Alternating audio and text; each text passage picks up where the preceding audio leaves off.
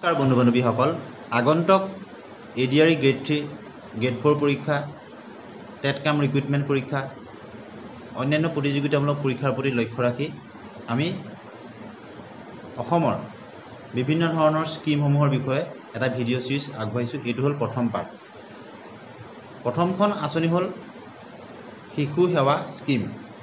আপোনালোকে নিশ্চয় দেখিছে, the government of Assam has initiated a scheme to take care of the children who have lost their parents. এইটো COVID-19 সময়ত লোৱা এটা স্কিম।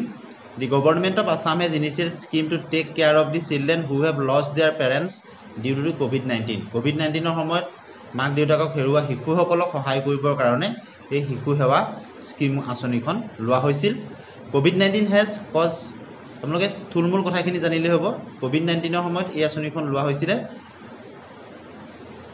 য'ত COVID-19 ফলত মৃত্যু হোৱা পিতৃ মাতৃ হেৰুওৱা অনাথ শিশুসকলৰ কাৰণে সহায়ৰ কাৰণে এই আঁচনিখন লোৱা হৈছিল। গতিকে এইটো আহিব পাৰে COVID-19 সময়ত লোৱা। গতিকে শিশু সেৱা স্কিম কিহৰ লগত জড়িত? COVID-19 সময়ত পিতৃ মাতৃ হেৰুওৱা অৰফেন শিশুসকলৰ সহায়ৰ কাৰণে কি কৰা হৈছিলে? Two provide social and financial security. এই শিশুসকলক কি কৰা হৈছিলে? ফাইনেন্সিয়েল আৰু সামাজিক আৰু আৰ্থিক সাহায্য দিয়া হৈছিলে টু COVID-19 অৰফেন্স, এই মাক দেউতাকক হেৰুওৱা শিশুসকলক। To provide education with vocational training to COVID-19 orphans. এই অনাথ বা মাউৰা ল'ৰা ছোৱালীসকলক ভকেশ্যনেল ট্ৰেইনিঙৰ ব্যৱস্থা কৰা হৈছিলে এই আঁচনিৰ যোগেদি। Provide a corpus fund to attaining the age of the maturity to help him her pursue higher academic interest. ভৱিষ্যতলৈ পঢ়া শুনা কৰিবৰ কাৰণে সুবিধা হোৱাকৈ এই আঁচনিখন দিয়া হৈছিল। এতিয়া দ্বিতীয়খন আঁচনি হ'ল অসম চৰকাৰৰ কনকলতা মহিলা সবলীকৰণ যোজনা। আহিব পাৰে। কনকলতা মহিলা সবলীকৰণ যোজনা is a flagship scheme of Assam government to pave the way for the general sustainable livelihood for the women in Assam. মহিলাসকলক সবলীকৰণ কৰাৰ উদ্দেশ্যে এই যিখন আমি আঁচনি, দ্বিতীয়খন আঁচনি কনকলতা মহিলা সবলীকৰণ যোজনা নামেৰে কৰা হৈছিলে। কনকলতা মহিলা সবলীকৰণ আঁচনি is a flagship scheme of Assam government to pave the way for generating sustainable livelihood for the women in Assam. মহিলাসকলৰ সবলীকৰণৰ কাৰণে কনকলতা মহিলা সবলীকৰণ যোজনা বা কেম্পছ অসম চৰকাৰৰ এক দৰিদ্ৰ দূৰীকৰণ আঁচনি। অসমৰ গ্ৰাম্যাঞ্চলৰ মহিলাসকলৰ আত্মসহায়ক গোটসমূহক আৰ্থিক অনুদান প্ৰদান কৰি গোটসমূহৰ স্থিতি সবল কৰি তোলাৰ লগতে ঋণৰ চাহিদা হ্ৰাস কৰাত সাহায্য প্ৰদান কৰাৰ লক্ষ্য আগত ৰাখি এই আঁচনিখন 2017-18 বিত্তীয় বৰ্ষৰ পৰা কাৰ্যকৰী কৰা হৈছিলে। গতিকে আপোনালোকে নিশ্চয় বুজি পালে। গ্ৰাম্যাঞ্চলৰ প্ৰতিটো মহিলা আত্মসহায়ক গোটক 25,000 টকাৰ অনুদান দিয়াৰ ব্যৱস্থা কৰা হয়। আপোনালোকে নিশ্চয় মনত ৰাখিব। এই আঁচনি ৰূপায়ণৰ বাবে অসম ৰাজ্যিক গ্ৰামীণ জীৱিকা অভিযানক দায়িত্ব দিয়া হয়। 2020 চনৰ নৱেম্বৰত উক্ত আঁচনিখনৰ সামান্য সালসলনি ঘটাই ইয়াক বিস্তাৰিত কনকলতা মহিলা সবলীকৰণ যোজনা বা চমুকৈ নতুন নাম দিয়া হয়। এই আঁচনিখনৰ অধীনত প্ৰথম অৱস্থাত 1 লাখ মহিলা আত্মসহায়ক গোটক সামৰি লোৱাৰ লক্ষ্য বান্ধি লোৱা হৈছিল। সেইমতে 2017-18 বিত্তীয় বৰ্ষত এইদৰে কামখিনি কৰা হৈছিলে। কেনেদৰে এই স্কিমখিনি কৰা হৈছে সকলোখিনি ডিটেইলছ দিয়া আছে। আপোনালোকে পৰীক্ষাৰ সুবিধাৰ্থে এই কথাখিনি ভালদৰে চাই ল'ব আৰু প্ৰতিটো পৃষ্ঠাৰ দৰকাৰ হ'লে স্ক্ৰীনশ্বট লৈ ল'ব। প্ৰতিটো পঢ়ি থাকিলে বহুত দীঘলীয়া হ'ব, তথাপিও মই থুলমূল কথাখিনি আপোনালোকক কৈ দিছোঁ। কোনখন আঁচনি কিহৰ লগত জড়িত আৰু কিমানকৈ দিছিলে, কেতিয়া হৈছিলে, এই কথাখিনি আপোনালোকে চাব। দৰকাৰ হ'লে ভিডিঅ'টো পজ কৰি স্ক্ৰীনশ্বট লৈ ল'ব। আঁচনিখনৰ বিষয়ে যদি আপুনি আমি বহুত আগৰ পৰা 2019 চনৰ পৰা এতিয়ালৈকে যিখিনি স্কিম চলিব, এইটো হ'ল ফাৰ্ষ্ট পাৰ্ট। গতিকে এতিয়া নেক্সটটো হ'ল পিছৰখন আঁচনি হৈছে অৰুন্ধতী গ'ল্ড স্কিম আঁচনি। The Arundhati gold scheme is a government run programme in Assam that provides financial assistant to brides.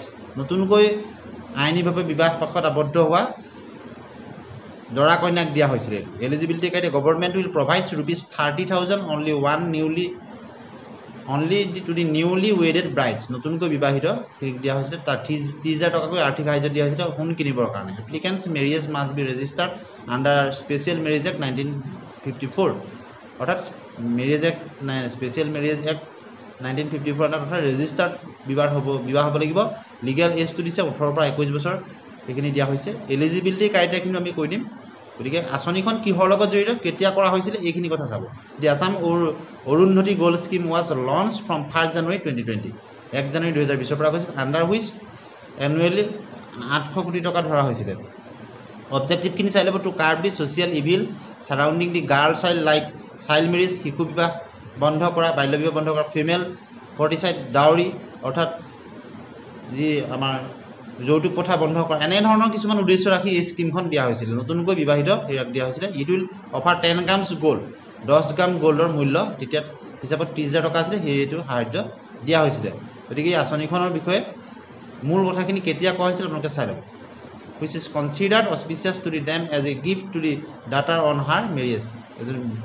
The scheme Atal Amrit Abhiyan scheme, পৰৱৰ্তীখন স্কিমলৈ আহিছোঁ এতিয়া আমি। অটল Amrit Abhiyan scheme is a flagship scheme of the government of Assam to provide cashless treatment. এইখন অটল Amrit Abhiyan scheme, অন্য এখন scheme cashless ট্ৰিটমেণ্টৰ কাৰণে দিয়া হৈছিলে। BPL মানে বিল' পভাৰ্টি লাইনৰ লোকসকলক দিয়া হৈছিলে, ল' ইনকম হাউচহোল্ডক দিয়া হৈছিলে। To address the key vulnerability faced by the BPL population, low income households in the state of government of Assam, তেওঁলোকৰ কাৰণে দিয়া হৈছিলে কেছলেছ ট্ৰিটমেণ্টৰ কাৰণে দিয়া হৈছিলে।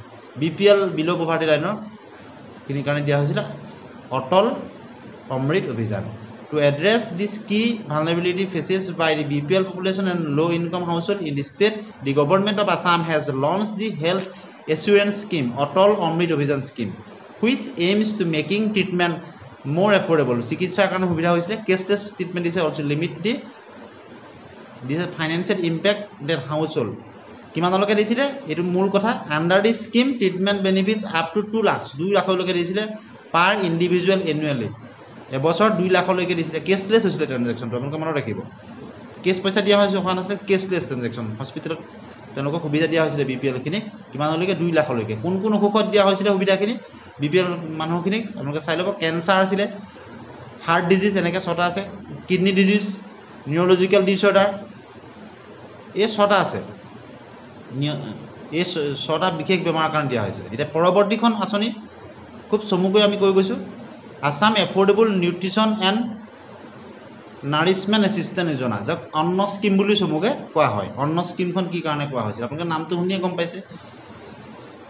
Under the scheme the state government is going to provide rice at just এটকীয়া চাউল দিয়া যিটো স্কিম, 1 টকাত চাউল প্ৰদান কৰিছে BPL-খিনিক।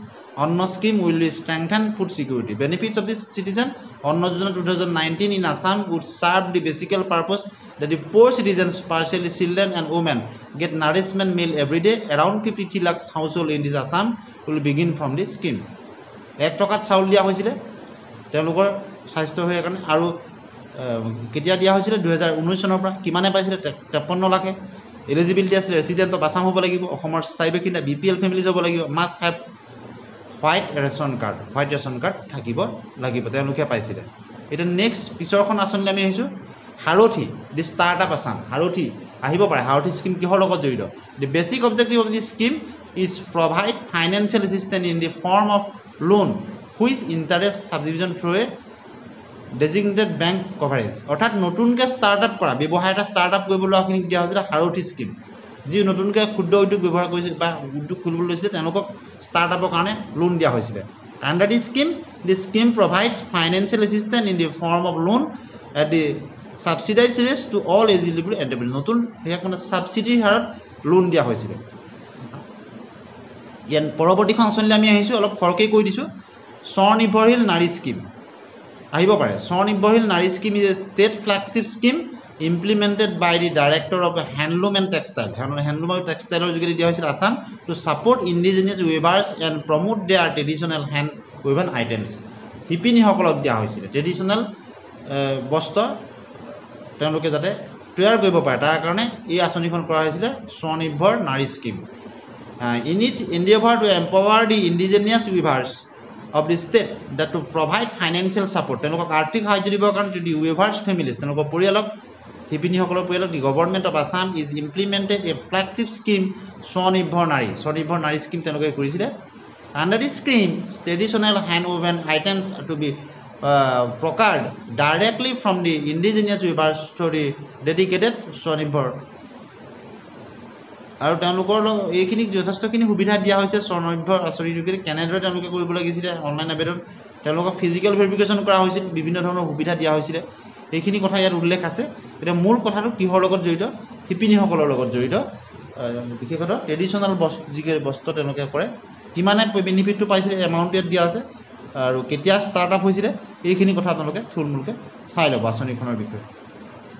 আমি ডিটেইলছত সিমান আলোচনা কৰা নাই, যিমানখিনি বাৰু খুব কম সময়ত। এতিয়া পাছৰখন আঁচনি এতিয়া আহিছে আপোন ঘৰ হোম লোন ছাবচিডি স্কিম। এইখন আঁচনি হ'ল আপোন ঘৰ হোম লোন ছাবচিডি স্কিম বা অসম গভৰ্ণমেণ্টৰ পৰা দিয়া অন্য এখন স্কিম। অৰ্থাৎ the state government will provide 2,50,000 subsidy. অসম গভৰ্ণমেণ্টে 2,50,000লৈকে ছাবচিডি দিছিলে কিহৰ কাৰণে? অন হোম লোনছ, অৰ্থাৎ হোম লোনৰ কাৰণে টু ৰুপিজ 40 লাখ। যিসকলে 40 লাখ টকাৰ লোন লৈছে তেওঁলোকক 2,50,000লৈকে দিছিলে। তাৰ তলৰখিনিৰ কাৰণেও আছিলে, অৰ্থাৎ হাউচিং লোন বা হোম লোন লোৱাসকলক ছাবচিডি দিয়া হৈছিলে। কিমানলৈকে দিয়া হৈছিলে? 2,50,000লৈকে দিয়া হৈছিলে। আপোন ঘৰ is a home loan subsidy scheme by the finance department government of Assam. The objective is to realize the vision of housing for all, সকলোৰে কাৰণে ঘৰ, ভিজনটো আছিলে বাই 2022 চনলৈ কৰা হৈছিলে। আৰু মেক্সিমাম কিমানলৈকে ছাবচিডি দিয়া হৈছে? 2,50,000লৈকে দিয়া হৈছিলে। যিসকলে 40 লাখ টকাৰ হোম লোন লৈছিলে, তাতকৈ তলত লোৱাসকলকো দিয়া হৈছিলে। প্ৰথমবাৰ যি হাউচিং লোন মানে আপোন ঘৰ প্ৰথমবাৰ কাৰণে লৈছিলে তেওঁলোকৰ কাৰণে দিয়া হৈছিলে। কথাটো বুজি পালে নিশ্চয়। ইয়াৰ পৰৱৰ্তীখন আঁচনি আহিছোঁ distribution of tractor unit under CMSGUY। এইটো খুব আহিব পাৰে। CMGSUY দ্বাৰা ট্ৰেক্টৰ বিতৰণ যি কৰা হৈছিলে এই আঁচনিখনৰ আধাৰত। The distribution of tractor unit scheme is a component under the umbrella scheme of chief minister সমগ্ৰ গ্ৰাম্য উন্নয়ন যোজনা, যাক CMSGUY বুলি জনা যায়, চিফ মিনিষ্টাৰ সমগ্ৰ গ্ৰাম্য উন্নয়ন যোজনা। মনত ৰাখিব। য'ত ট্ৰেক্টৰ প্ৰদান কৰা হৈছে by the government of Assam.